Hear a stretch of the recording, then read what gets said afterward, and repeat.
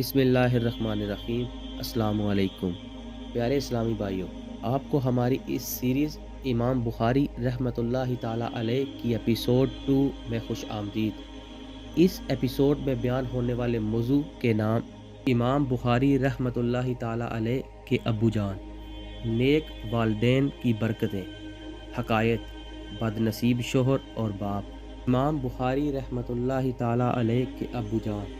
پیارے پیارے اسلامی بھائیوں، امام بخاری رحمۃ اللہ تعالیٰ علیہ کے ابو جان حضرت اسماعیل بن ابراہیم رحمۃ اللہ تعالیٰ علیہ، کروڑوں مالکیوں کے امام مالک رحمۃ اللہ تعالیٰ علیہ کے شاگرد اور ولی کامل حضرت عبداللہ بن مبارک رحمۃ اللہ تعالیٰ علیہ کے صحبت یافتہ تھے۔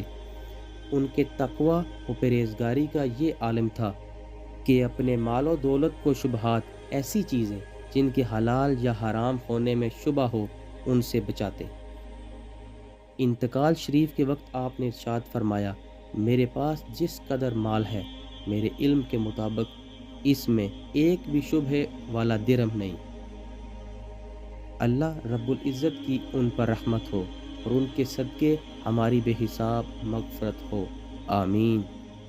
نہ مجھ کو آزما دنیا کا مال و زر عطا کر اپنا غم اور چشم گریاں، یا رسول اللہ صلو علی الحبیب صلی اللہ علی محمد۔ نیک والدین کی برکتیں۔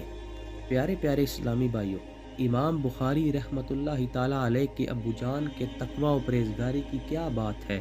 واقعی شبہ والے مال سے بچنا بہت بڑا کمال ہے، مگر افسوس آج کل شبہ والے مال سے بچنا تو دور کی بات، لوگ حرام کمانے سے باز نہیں آتے۔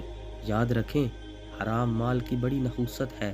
حرام مال نسلوں کے کردار کو تباہ و برباد کر سکتا ہے۔ اپنی اولاد کی شریعت و سنت کے مطابق پرورش کرنے کے ساتھ ساتھ حلال کمانے اور حلال کھانے کھلانے کا ضرور خیال رکھنا چاہیے، ورنہ یاد رکھیں کہ حرام مال کھانے کھلانے کی نحوست سے قیامت کے دن سخت سزا کی صورت ہو سکتی ہے۔ حکایت، بد نصیب شوہر اور باپ۔ روایت میں ہے، مرد سے تعلق رکھنے والوں میں پہلے اس کی بیوی اور اس کی اولاد ہے۔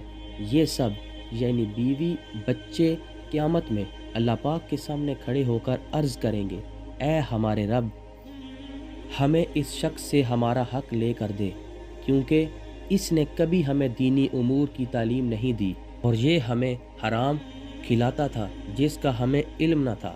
پھر اس شخص کو حرام کمانے پر اس قدر مارا جائے گا کہ اس کا گوشت جڑ جائے گا، پھر اس کو میزان کے پاس لایا جائے گا، پہاڑ کے برابر اس کی نیکیاں لائیں گے، تو اس کے عیال یعنی گھر والوں میں سے ایک شخص آگے بڑھ کر کہے گا، میری نیکیاں کم ہیں، تو وہ اس کی نیکیوں میں سے لے لے گا۔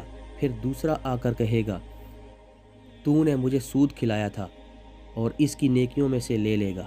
اس طرح اس کے گھر والے اس کی سب نیکیاں لے جائیں گے، اور وہ اپنے اہل و عیال کی طرف مایوسی سے دیکھ کر کہے گا، اب میری گردن پر وہ گناہ و مظالم رہ گئے جو میں نے تمہارے لیے کیے تھے۔ فرشتے کہیں گے، یہ وہ بد نصیب شخص ہے جس کی نیکیاں اس کے گھر والے لے گئے اور یہ ان کی وجہ سے جہنم میں چلا گیا۔ اس کے ساتھ ہی ہماری آج کی ایپیسوڈ کا اختتام ہوتا ہے۔ ہماری اس سیریز امام بخاری رحمۃ اللہ تعالیٰ علیہ کی نیکسٹ ایپیسوڈ تک کے لیے اللہ حافظ۔